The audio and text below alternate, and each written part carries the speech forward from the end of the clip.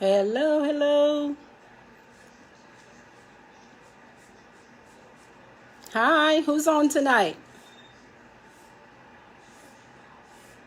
Vampire slaying time.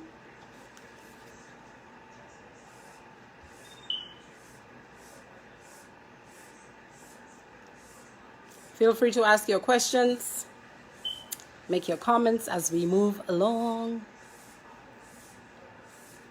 Welcome, welcome, welcome. Let's give a few of the other ladies to an opportunity to come in.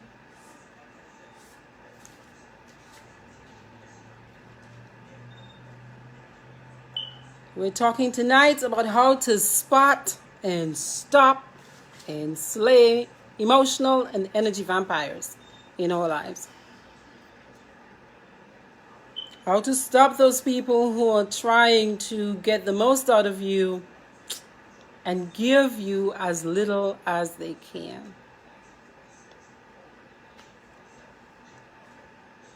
So this topic we went over in our Monday group, the Zoom group, and I thought I would share it with you ladies in our tribe. By the time we're finished tonight, I hope you'll be able to identify a few of these bloodsuckers, these emotional bloodsuckers. People who leave you feeling drained, confused, questioning yourself, exhausted, feeling like, how much more can I do? They leave you feeling irritated. And you're confused because you're not sure exactly what you did to trigger their response to you. And I'm sure as I start talking, or even as you were looking at the topic, you were already identifying people in your life who were, oh my goodness, you have a sense that they might be an energy vampire. So when we're in relationship with people, our hope is that they elevate us, they make us feel better about ourselves, they make us grow, they help us grow, you know. They might point out things to us that we might need to adjust, or things they think we can do different or better in their view, right? But there are some people who do the opposite. When they're with you or when you're with them, they pull from you, they take from you. And often the more you give is the more they want. And again, from what you've been learning in here, it's not their fault necessarily, because often we can't see ourselves. So we just know we want what we want and we're trying to get our needs met. So really it's you, the receiver, that has to learn how to identify if a person is going too far. For you, you have to learn your body. As a woman, you must learn your body to know where your full stop is, to know where your do not cross line is, to know where the pain is too much for you for this thing to keep happening. And so when the pain is too much for you, you have a job to do. You have a job to do. You have a right and a duty to stop it. You have a duty to stop it. No matter the cost, you have to stop it. If you don't, many women, what happens to us is we get sick. High blood pressure, cancer. Cancer is a big one. If any of you get an opportunity, you want to read a book by Louise Hay called You Can Heal Your Life. And in the book, You Can Heal Your Life, Louise Hay talks about all of the underlying causes for many of our physical illnesses. So sometimes we think, yeah, I'm just sick. But yeah, often it's connected to unexpressed emotions, not taking care of yourself, using your words, because that's really how we can do it. Okay, so let's start. I want you, first off, to set an intention. Always. I think if we know where we're going, it's easier to get there.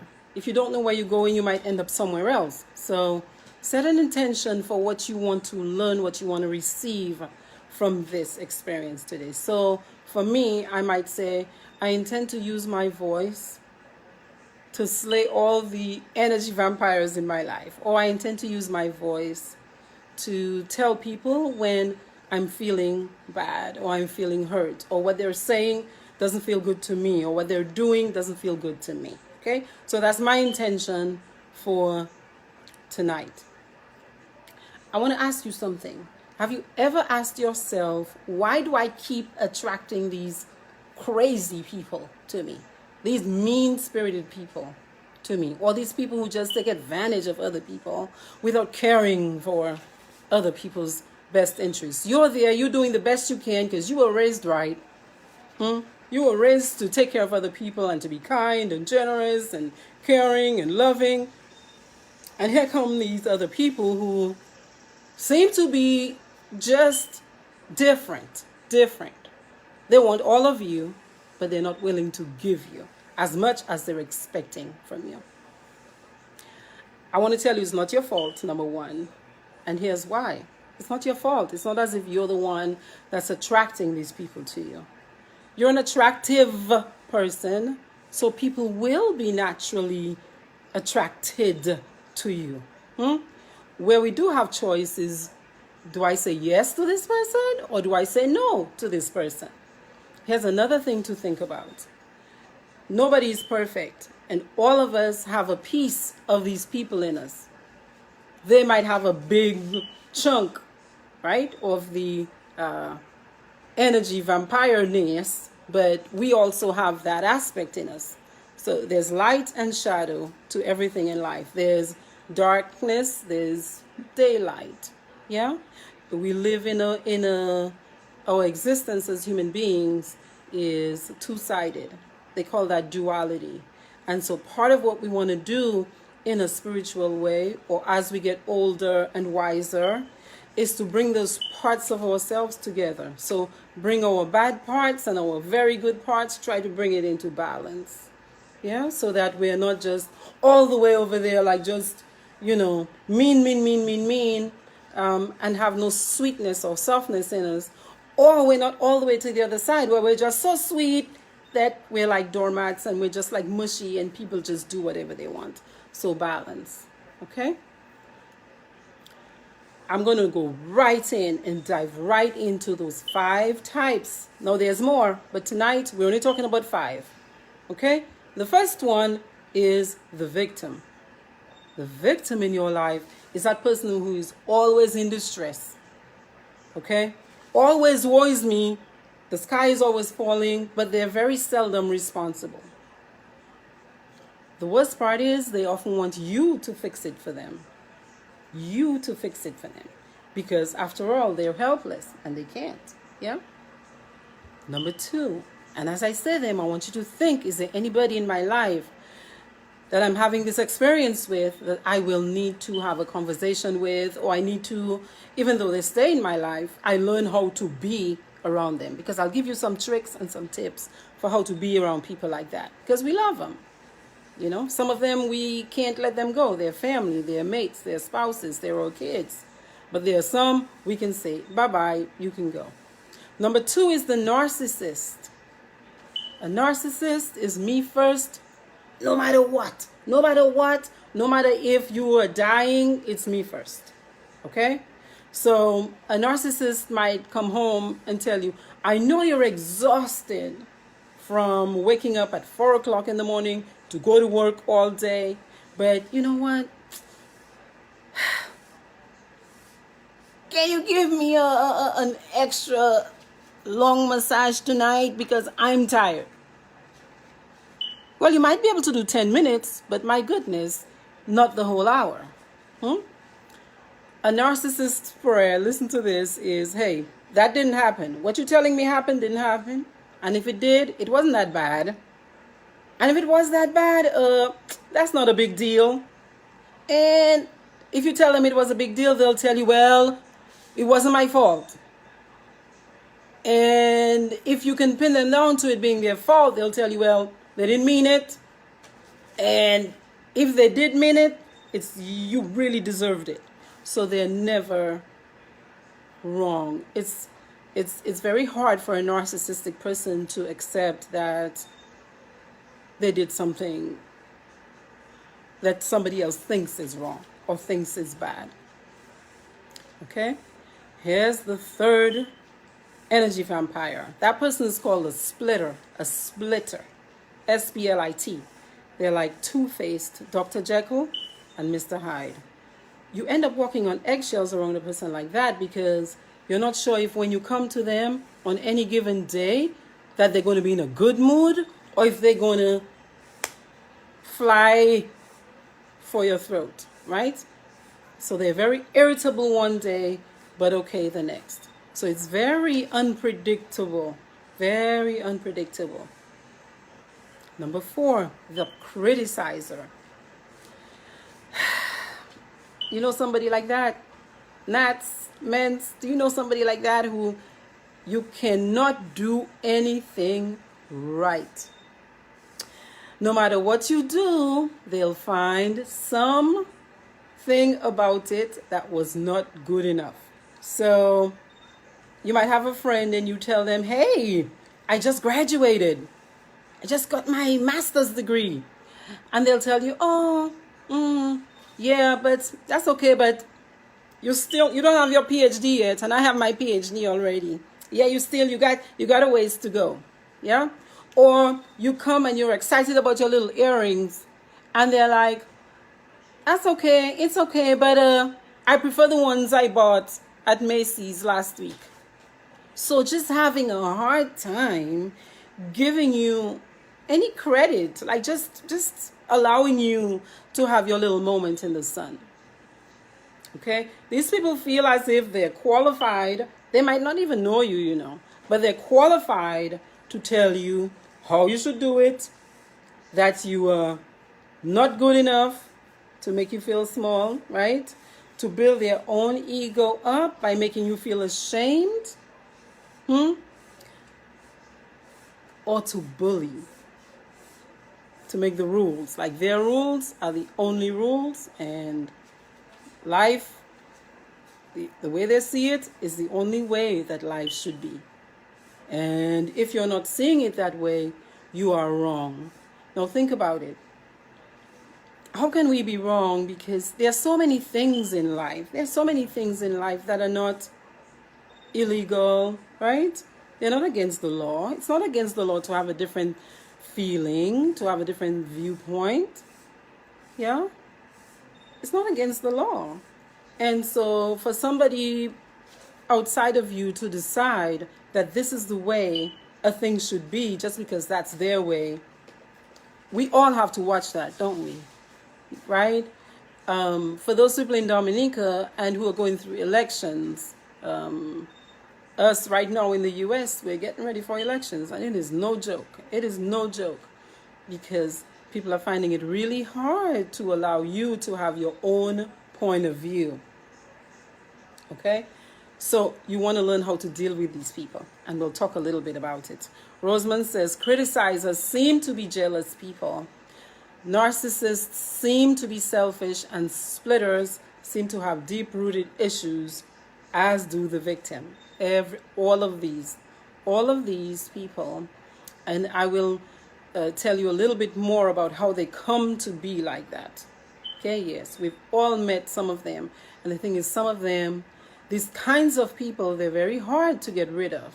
They're very hard, because it's like once they get their hooks into you, it's like a vampire. A vampire is like sucking, right? So the energy from you feeds their ego. And this is how a lot of people stay feeling good about themselves, by sucking or pulling from you. Your job is to see when that's happening to you and to learn what to do to save your own energy. Or else if you don't, you become frustrated, confused. Your mind is not as sharp because you're just all over the place trying to figure it out. What did I do? You might not have done anything. It wouldn't have mattered what you did. If that kind of person has decided they're upset, it doesn't matter what you did, okay? Because they're seeing it in a completely different way, okay? So here's the last one. The last one that we're talking about tonight is the controller. Some people call this a toxic alpha. An alpha person is masculine, high masculine energy, strong. We've talked about masculine and feminine energy in here. Alpha energy is like do. I want it my way. I want it. And again, all of us are both. We're human beings. We have masculine and feminine energy, and we choose and we decide what part of ourselves we will lead with, right? Some people, though, overdo the masculine energy and become just controlling to the point where, again, could be a woman or a man. They want it this way. You will do this because you belong to me. That happens a lot in relationships. And you see that manifested in violence, in verbal abuse, in emotional abuse and psychological abuse. Because think about it, how many of you just feel okay calling people, like just disrespecting people, right? Like just calling people nasty things. Like who gives you the right to do that, And if you're not paying attention, again, we're both sided. So we all have that capacity and we can all go there. But our job is to be aware. Aware, because one action triggers a reaction. And you can just keep building a lot of negativity and venom in your communication, in your relating to, at work with a boss, at home with a spouse, with your kids, with your girlfriends, with whomever. Rosamond says she's encountered all of the above. I can imagine. So, how do you slay these people? I call this vampire slaying tactics. And look, trying to get rid of something really negative and really powerful requires you to dig deep. To dig deep and really start off by studying yourself. Because we're humans. So initially, a lot of us do this where we try to explain to the other person who's criticizing you, no, I'm not like that. Oh, I didn't do that. No, that's not what I meant to do. Oh, yeah, what I did is good enough. That's that automatic, almost like the child part of us. Okay? The child part of us wants to jump up and explain herself or himself and try to get the other person to love you, basically, to listen to you. You want to hold off on that. You start off by studying yourself. Steady yourself. Breathe. Calm yourself down. Ground yourself. Ground yourself. We've talked about the solar plexus chakra. That's right there underneath, like by your breastbone, underneath your breasts. You can put your hand on that part of your body to feel that part more solid, because sometimes you can actually feel the energy in your belly when a person is digging and trying to do something or say something that is with an energy that's meant to hurt. So steady yourself first off, okay? When you consider people with narcissistic ways, I learned a long time ago in my training that people become narcissistic if they grow up in an environment where there's not much support. They have to figure out how to fend for themselves. It could be materially or emotionally. And it's just a way that people learn to survive, really, to get their needs met, to cope. Some people didn't know different. Nobody taught them how to regulate their feelings or how to talk things through. And so that's just the way they learned. And so they're just being themselves. They're not trying to hurt you. Okay? They're not trying to hurt you. And in understanding that, right? In understanding that, if you can start from a place of just calm And that again is after maybe you've had time to think about a thing, right? Because again, like I said, we're human. So sometimes our first response is to boom, come back at. But you really, if you're thinking about it, or if you have time, you want to ground yourself. You might say a prayer, right? To just steady yourself. And if you can, try to be kind and compassionate.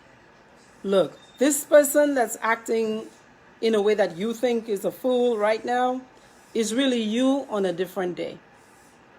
Because we have all of that in us. All of us do that. It's just that some people, that's just their pattern. And they're just locked into that way. And it's hard for them to get out of it. Okay, so you can listen to the person's problems without necessarily trying to fix it. Yeah, it might just be a cry for help that the person is sending to you. And more than likely it's temporary. So, we go through things in life, or we go through situations, or we're in a mood, and it's temporary. But you want to take action if this is a situation that persists. It persists. And the person is not learning when you teach them or you inform them of how you are responding to what they're doing or saying. That's how you know a person loves you. So love, the Bible says love leaps over walls to find the beloved. And love is kind. Love is patient. And love bears things. So we know people love us if they are willing to make adjustments when we say, this is not good for me. So this is something I want you to consider. Is there somebody in your life who's telling you, hey, what you're doing here is not good for me because I feel this way when you do it, and you've been doing it over and over and over again. Can you do it like this instead? Can you do it like this instead? So it might not be your way to be to stroke people, but if somebody around you that you love, you think you love, says, this is my love language, I think I like it when you stroke me physically or verbally, then even if it's harder for you to love them, you want to do that, especially if you want to keep them in your life. Yeah. Here's the third strategy. Less is more with some of these people. If you've tried to educate a person about what you like, what you don't like, and they keep just doing the thing without considering you, you might have to reduce your contact with them. You have a friend who, no matter what, every time you go to them, it feels like you're just there for them, and they're not listening to you at all. It's almost like as if you never have any problems, but they have all the problems in the world, and that your job is just to be there to sit and listen to them. You want to start reducing your contact, or you want to reduce the intensity with which you respond, as in, don't get so emotional. If somebody criticizes you, breathe and agree with the part that might be correct. So you might say something like, hey, you know what, that piece right there, sometimes you're right, I do that. But then you might say something like, but it's not my intention to hurt you today. But just try to do it as calmly as possible. So you decrease the amount of time you're with the person, and when you're talking, you focus on lighter subjects, stuff that's not so emotionally volatile, or you try to remain neutral as you can. Another technique is to work in numbers. So you might have other friends with you when you're going to be with that friend who's a drain on you, because those other people will act as a buffer. Okay?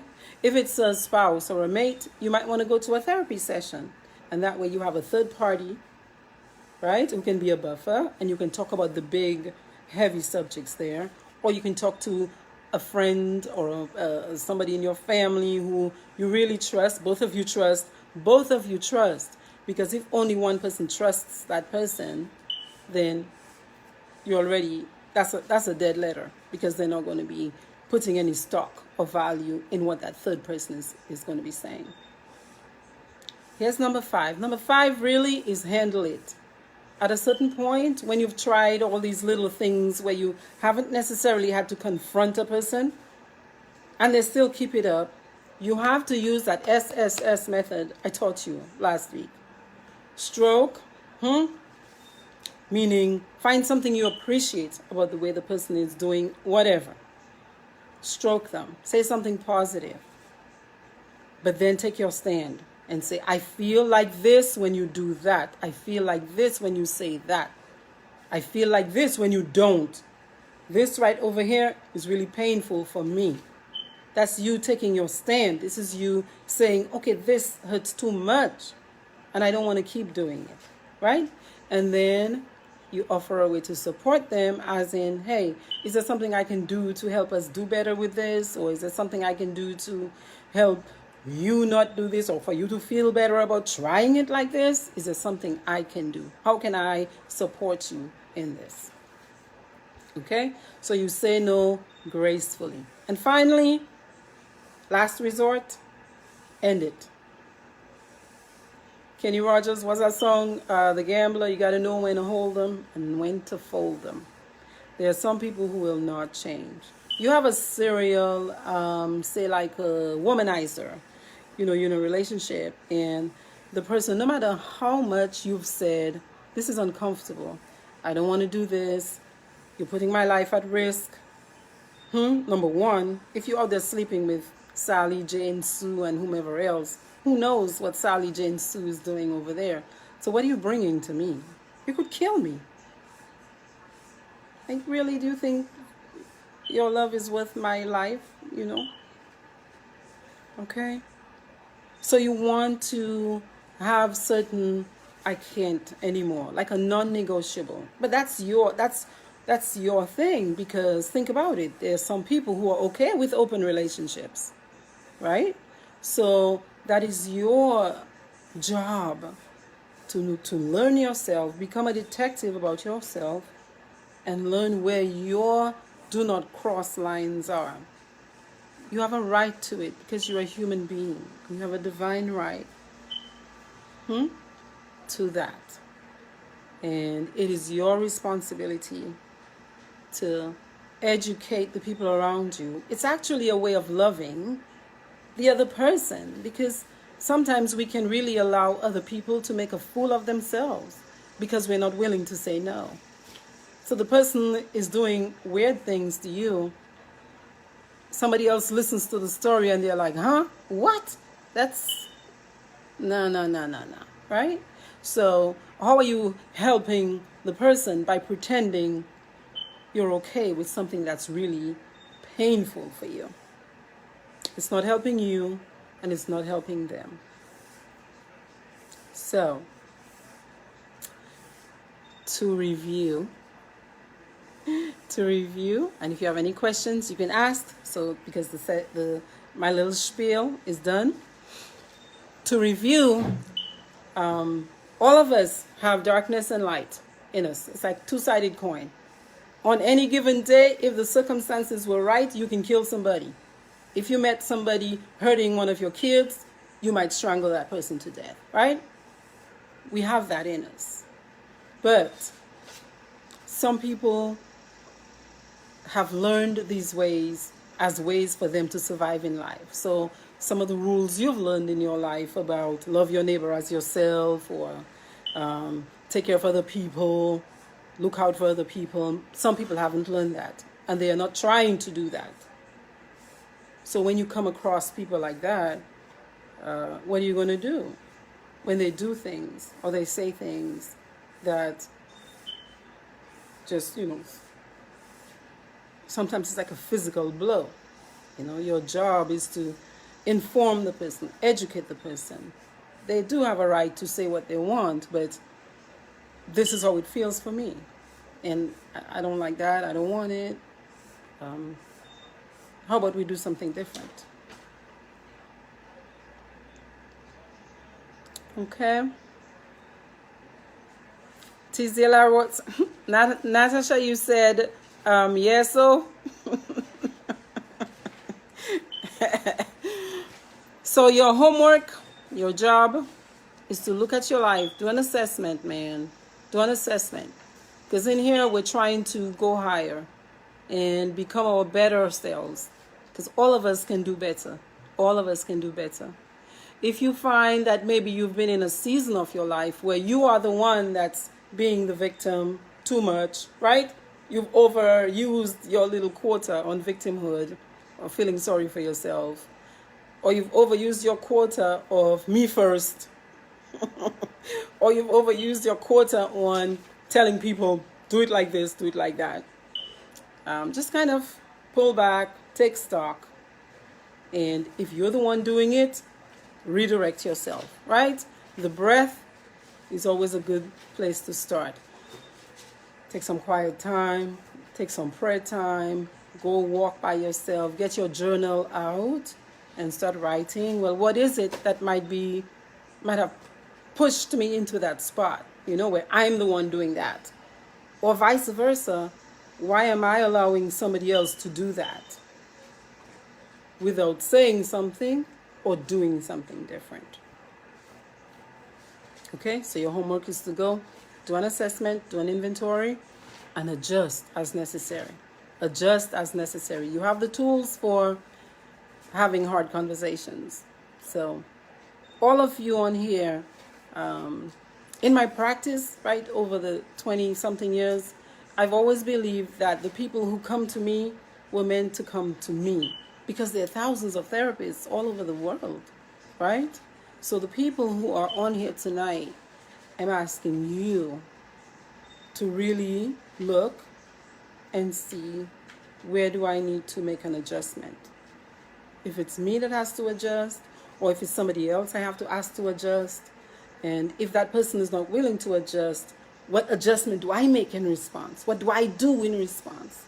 Because I mean, think about it. I mean, Jesus is so clear about this. He's like, I came so you can have abundant life. Everybody's here to just live their best life, like for yourself, like just feel good, And if a thing is not in line with that, one of my posts this week was, pain is often a signal to change, to fix, to repair, to adjust, to shift. I mean, even if it's a shoe you have on your foot and you feel pain in your big toe, that means something is off with the shoe. So it needs adjusting. Okay? If I have a pain in my stomach, something needs to be done, because that's a signal that this is off. Yeah? So you, as a female, feminine body, your body is a barometer, right? It will tell you when something is off. And when something is off, address it. Okay? So, I wish you all a fabulous night. Do your homework. All right? Peace.